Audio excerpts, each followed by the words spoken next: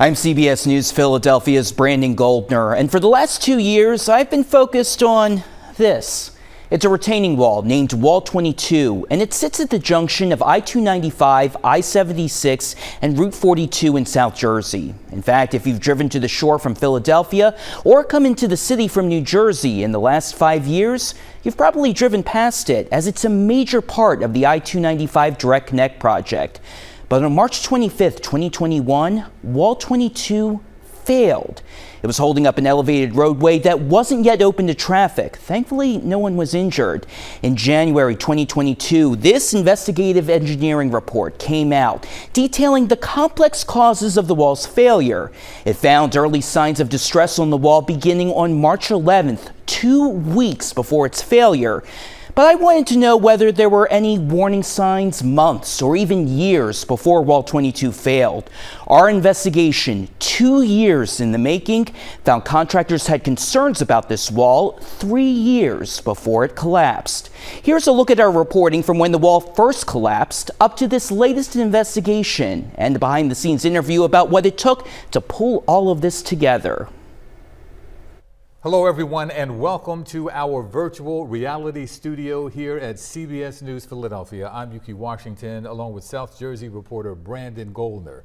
And we are here for a very special reason, because this man has done a very special investigative report about this area that you see us in right now. First and foremost, Brandon, tell us about this area.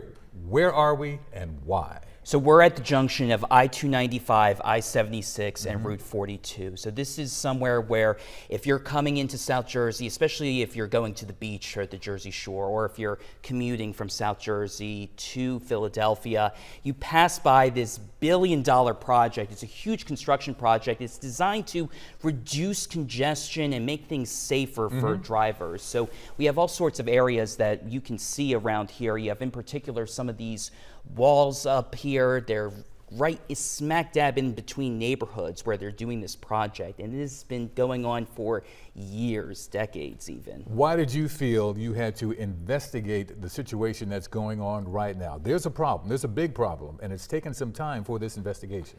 Exactly. So let's start off. The reason why I'm doing this investigation is because there was a retaining wall collapse that happened here back in 2021. Okay, and it was one that a lot of people remember, especially in South Jersey. A lot of questions about what exactly happened. Why did this happen? And so I was interested in finding out why. And there's an interesting reason why I wanted to find out why.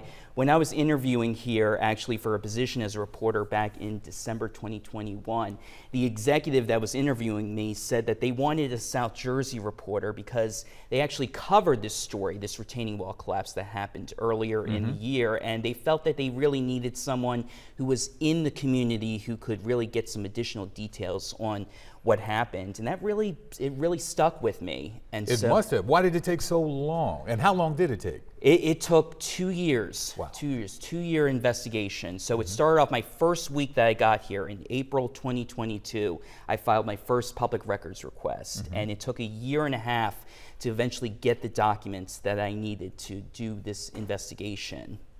What are the neighbors saying around this area that we are in right now? How concerned are they, and have they been over this period of time? Well, a lot of neighbors are surprised by what we uncovered. We talked to a bunch of them. They remember that day in particular. One woman that we spoke to, she remembers how she saw all of the New Jersey DOT workers surrounding here after the collapse happened. She actually heard the collapse happened, and she was just stunned to see that all of these millions of dollars going into this retaining wall that just came crashing down. And thankfully, no one was injured. It was a section of roadway that was under construction, and thankfully no one was injured when this happened. But it did cause some delays, and it cost money to rebuild this wall that they're still rebuilding right now. And this is a very thorough investigation, and you did it, from what I understand, on your own time.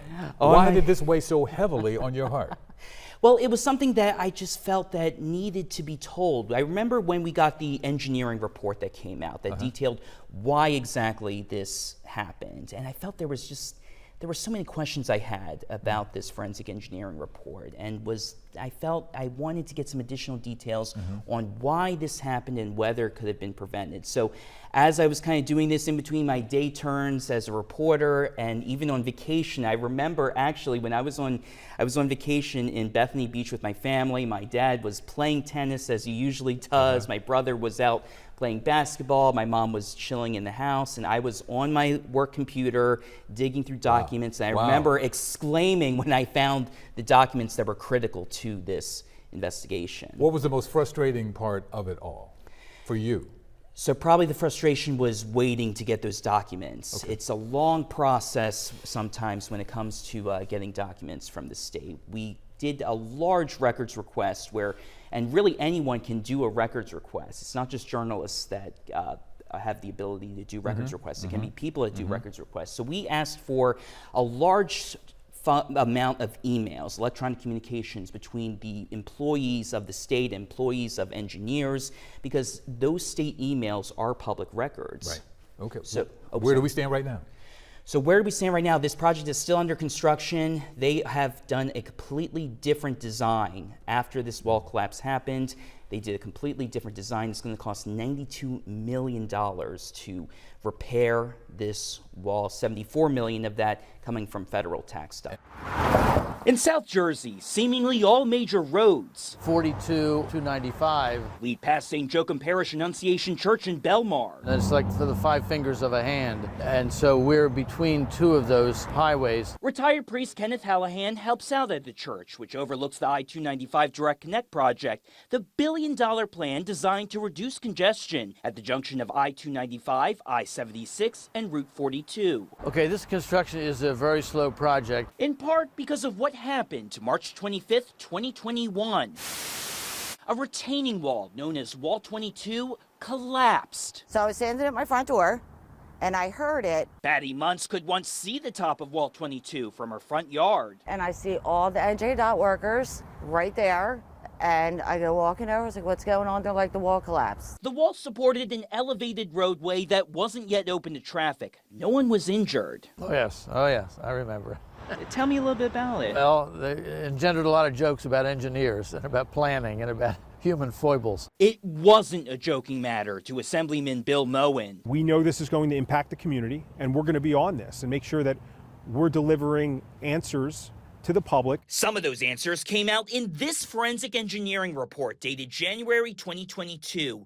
It described the collapse as complex and focused on 4 factors leading to the wall's failure. The column-supported embankment system did not provide a suitable safe foundation. The area had a high groundwater condition, which was all made worse by heavy rain the day before the collapse. But first on the list, the I-11 sand material used for the embankment and slope was not an appropriate material to support a 30-foot high retaining wall. But what the report does not mention, and what we found through nearly 2 years of poring through thousands of pages of internal state documents,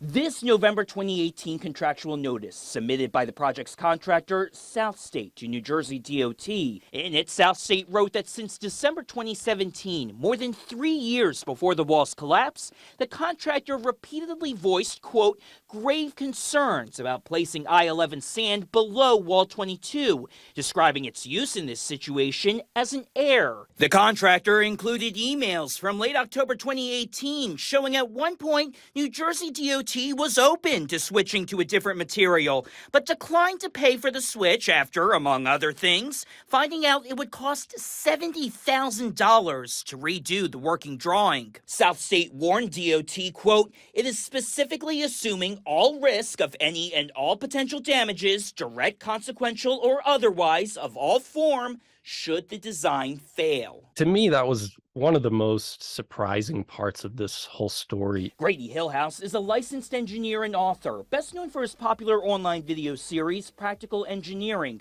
which YouTube says has more than 3.5 million subscribers. Why do we build walls to hold back soil? In fact, he talked about the Wall 22 collapse in a video about retaining wall failures 2 years ago. We asked him to review the documents we obtained. For a contractor to put it in writing and document that that they have severe concerns about the design from the very get-go. It's a big deal. DOT responded to South State's November 2018 contractual notice. A few days later, it wrote the use of I-11 is not an error and added that unless South State wanted to pay out of its own pocket to use a different material, it should proceed with the I-11. Hillhouse expressed surprise that DOT ultimately did not agree that a design change was needed. If you have a contractor who's putting in writing, documenting concerns, that's something to pay attention to. Construction began on Wall 22 in late 2018 and finished in August 2019. During that time, South State reported multiple problems on the site, including soil loss and sinkholes behind the wall. According to the forensic engineering report, on March 11, 2021, cracks or lateral deformation began surfacing on the roadway pavement. On March 23rd, a downward movement of the ground was detected. Heavy rain fell on March 24th, and then on March 25th at 7:59 a.m., a DOT project engineer emailed, quote, Wall 22 failure overnight. About a half hour later, a DOT engineer forwarded to a coworker an email chain containing that original November 2018 contractual notice. That coworker responded, quote, reading the claim, it's almost like they had a crystal ball. We presented these documents to Assemblyman Moen, who's been closely tracking the project's progress. I would say that at this point, I think it's probably more of a question for the Department of Transportation to answer. I would actually be interested in hearing what they have to say about that. We did too, but despite our repeated requests, New Jersey DOT refuses to answer our questions on camera. They released a statement saying in part, quote, the structure under the roadway gave way because of an excessive amount of rain and changed groundwater conditions, affecting the foundation on which the wall was supported. The material supporting the wall did not perform as expected.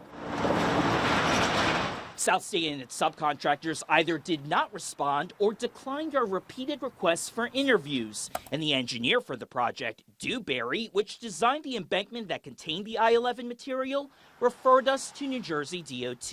You holding the thing for Mimi. But neighbors like Linda Mitcham and Muntz didn't hesitate to share their thoughts on our investigation. That just makes me so mad. Why wouldn't they just listen? I think that with something like that, they should have been a little more cautious. They were fortunate that no one did get hurt. There are a lot of biblical lessons. Yeah, you can find almost anything you want in the Bible. And yes, Father Hallahan says you can find a lesson in the Bible related to Wall 22. You sow the wind, you reap the whirlwind. So if you cut corners here, you're going to have a hurricane down there. Probably it's prudent to use the best quality materials and make the best possible decision. We will continue to keep you updated on all of the developments with this massive construction project and how it impacts your life. We'll bring you those updates here on CBS News Philadelphia and our website, cbsphiladelphia.com. Thank you for watching. I'm Brandon Goldner.